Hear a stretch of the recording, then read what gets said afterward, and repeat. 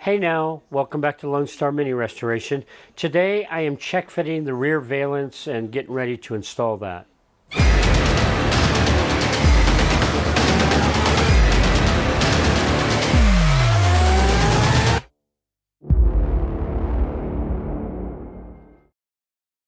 Okay, as you can see, I've got the rear valance temporarily installed. I also have the quarter closeout brackets installed, and I'll take the camera and I'll just walk around and show you observations, thoughts, and things that I may be doing relative to the rear valance. All right, before I show you the valance, I have also done a little cleanup work where I have salvaged quite a few parts and I have blasted them, and then I put a coat of 2K primer on them. Like this bracket's for the fuel tank. It attaches to the boot floors for the fuel tank. This bracket was for the seat belts, I believe. It attaches to the underside of the tunnel on the floor panel. Anyhow, and I've got them all hooked to copper wire. I'm thinking, okay, well, I wasted all that wire because I put the trigger. Yeah, let me show you that real quick. Novice thing. With the machine on, I put the MIG trigger. I just put it down. Well, and with my poor hearing, apparently I put it down so it depressed the trigger. Yeah, I wasted half a spool of wire. I came back a little bit later and found half a spool of wire on the ground. Yeah, crazy. Anyhow, I have also went ahead and primed, put a 2K coat of primer on the heel board because it was all green and gray and black. It was just looking pretty bad. So I went ahead and cleaned it up, covered it and cleaned it up. And this is interesting. Look at this. I would have never have thought. I primed it, and see that beautiful circle right there? Well, what that is, on the opposite side, I was like, what the heck? Did I not clean that properly? But the circle is so perfect. I was like, what in the world? But it turns out one of my flashlight is stuck to the bottom of that panel on the inside. And so the magnet, so whenever you spray primer, if you have magnets around, it's not going to stick. Interesting, right? Yeah, I thought so. Okay, observations only. I'm not done tweaking this or working it, but let me just point out a couple observations that I've noticed. I have currently temporarily attached the valance, 3 locations, one on the far side, one here in the center, and then this guy here on this side. It's bolted down tight, although it's been on and off a few times, and I'm trying to figure out the best fit for all the brackets involved. Now this side, the arch is here. Excuse me. The arch is here, but all this is eaten away, so I can't really see how it's going to fit well. With that said, this corner bracket, you know, I pick up the existing holes, both in the boot and the bracket that's on the inside, so that's nice. And this curvature fits quite good, actually. And this lip here actually lines up fairly well, right here. I think I can pull that in with clamps, so that's nice. Again, I don't know how the boot floor is going to fit here, so that's a little bit of a question. The other things that are nice on this side is the edge of this bracket and the edge of the valance. I can pull them in, and they'll be pretty much flush. Not bad. Now, I can't see this really, but the curvature of the bracket inside here, I think I can pull that in. Yep. I can pull that in to match the curvature of the valance, so that's nice. This bracket here, now this is an observation. The bracket on the closeout panel does not come out as far as the edge of the valance panel. You can see the difference. Is that okay? Probably. There's no mouse hole, so that's good. You know, so that's probably okay. It's probably acceptable. The other thing to notice is that with this location, everything fitting right, curvature, everything else, the flange of the valance overlaps the flange of the boot floor by 1/8 of an inch, give or take. Now, let's go around to the other side. And let's see here. So now over on this side, with the new arch in place, semi in place, and by the way, I also blasted this area to get rid of whatever was under that E-coating. So it is now gone. And then I forgot to prime it, so I will do that today. But all right, so I have the arch temporarily located and clamped in a couple places. Over here, I can pull, so this is interesting. I mean, the arch panel has a little angled lip. The boot has an angled lip. And the bracket has an angled lip. So they all don't come together beautifully. In fact, it's kind of ugly the way they come together. The boot floor, the angle flange on the boot floor is recessed a little.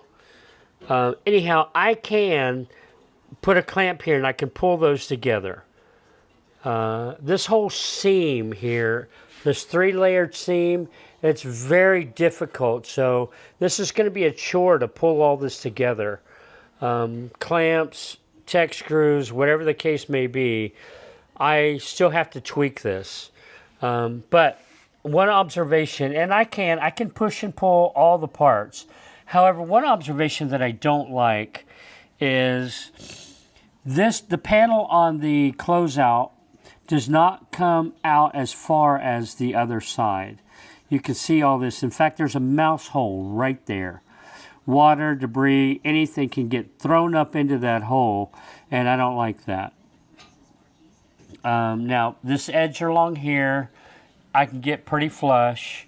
The curvature in here, I can match the valance.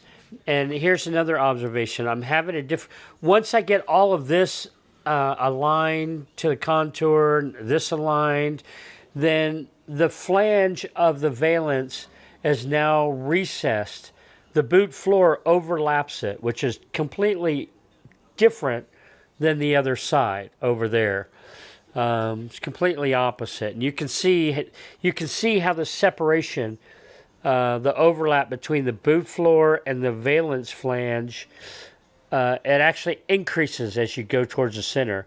And then it decreases and then underlaps on that side, which kind of tells me it's out of square, right?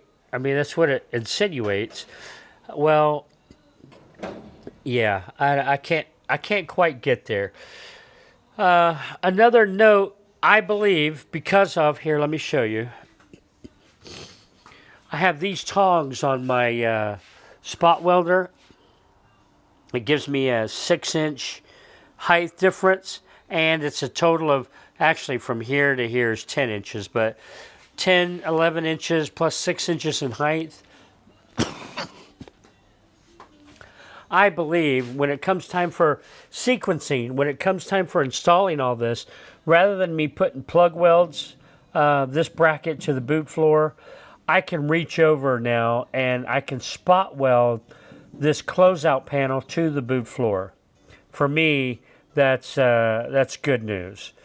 But it's a sequencing thing. I've got to remember to do that. So I'm thinking what I may do. Mark Carter's convincing me now that I might like tech screws. I don't know.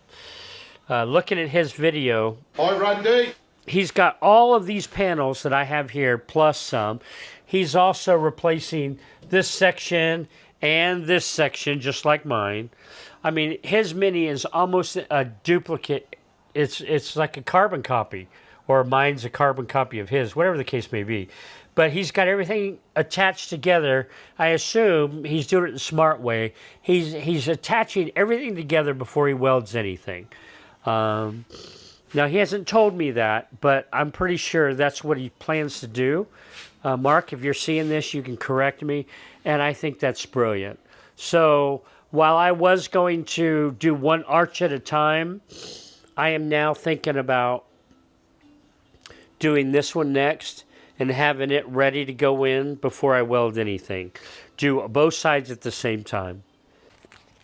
Oh yeah, before I forget, and thank you to Dave, Classic Car Cave, formerly Dave Jag.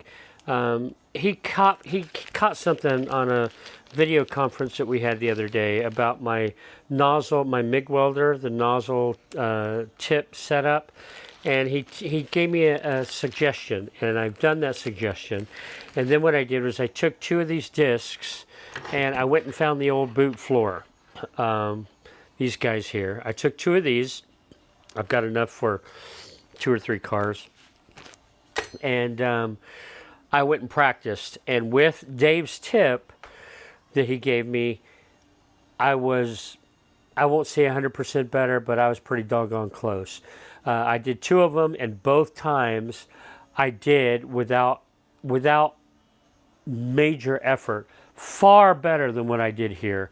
So Dave, thank you very much for that little tip that you gave me. Now I'm still not above novice skill. I still need practice. However, that one little tip helped me tremendously. So like all things mini, it's not a matter of just putting a new panel in place and it working out perfectly every time. You've got to push, pull, maybe take a little bit of hammer. You got to do a little fettling with it to get everything to line up. And so now I'm starting to become comfortable with the word fettling. When I would hear other YouTubers say that, oh, you got to fettle this, you got to fettle that. It's like, fettle, what the heck is that word? But now I am understanding that all of these pieces take time, and you can't just you can't just expect them to go, fit perfectly every time.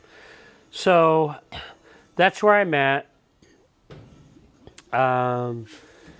Yeah, I'm going to do a little bit more priming today, a little bit more fitting.